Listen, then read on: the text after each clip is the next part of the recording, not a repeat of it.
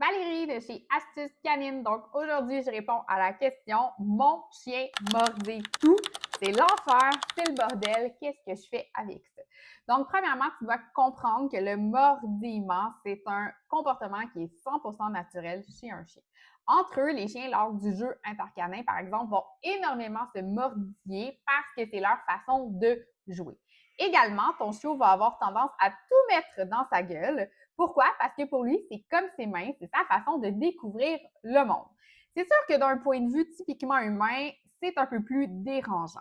Donc, le mordillage, oui, c'est typique des chiots, oui, c'est normal, entre guillemets.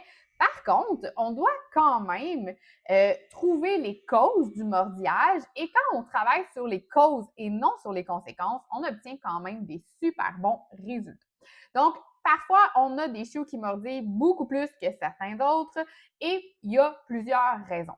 C'est sûr que quand j'ai un chiot qui est fatigué, donc un chiot qui n'a pas ses heures de sommeil adéquates dans une journée, ça va augmenter énormément le mordillage. Quand on a un chiot, il devrait dormir environ 18 heures par jour.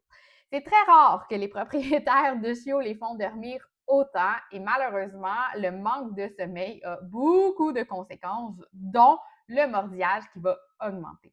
Parce que plus mon chiot est fatigué, plus mon chiot a de la difficulté à gérer ses émotions et en ayant de la difficulté à gérer ses émotions, la façon qu'il a compris pour avoir ton attention ou justement se calmer, c'est le mordillage. Chaque fois que ton chiot met quelque chose dans sa gueule, ça lui envoie de la dopamine au niveau du cerveau, ce qui fait justement baisser son niveau d'excitation, ce qui lui aide beaucoup à gérer ses émotions aussi également.